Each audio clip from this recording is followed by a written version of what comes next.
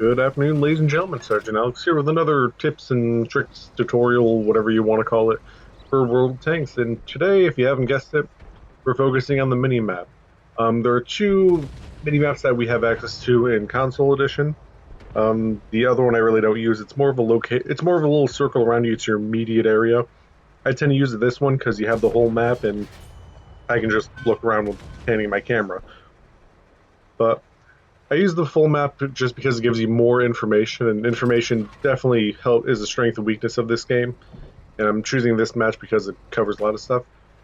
First off, we're going to focus on our tank. We're that little white triangle over around GF8, 9-ish. That white line shooting straight out, that's moving left and right. That is your gun. That's the direction your cannon's pointing. You can use that to line up on an enemy if they're out of your view range, which we'll get to that in a second. And that helps you do some blind fire and stuff. You just find a cozy bush or something that seems a little obvious cover, and you pull the trigger and hope for the best. Now, coming out of that, we have the little gray shaded triangle cone there. That is your view range. That is how far your tank can see, not including concealment like buildings, bushes, and all that stuff. So that is actually a circle. Well, it's a sphere around your tank, up, down, left, right, back, forwards.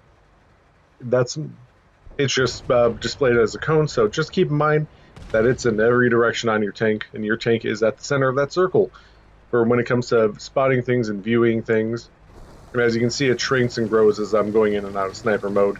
And there's a little black dotted line that goes down the center. That's pretty much where you're looking, the center of that.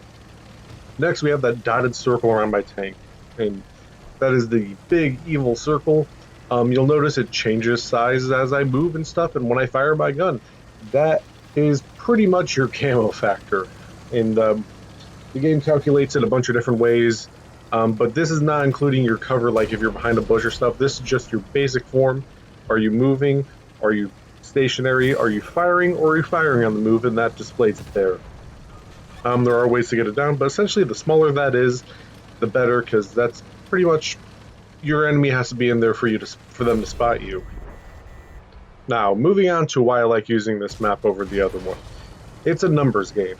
I can count 1, 2, 3, 4, 5, 6, 7 enemy tanks. Let's just say it's late in the game, so there's 10. Somewhere where my 3 allies and myself can't spot are going to be 3 more tanks. So, if you can't spot an enemy, let me put it this way.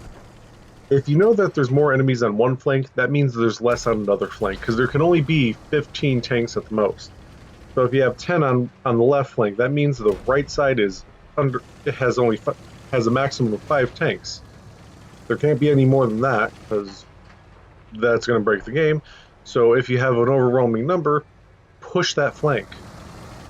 Not to mention you see the entire map, you can see where your teammates and allies are spread out, but that's pretty much it. I just wanted to give a quick little understanding of the mini-map. I remember when I first started, I was like, what is that circle and why is it moving? And for a while, I thought it was my view range until I actually started learning more about the game.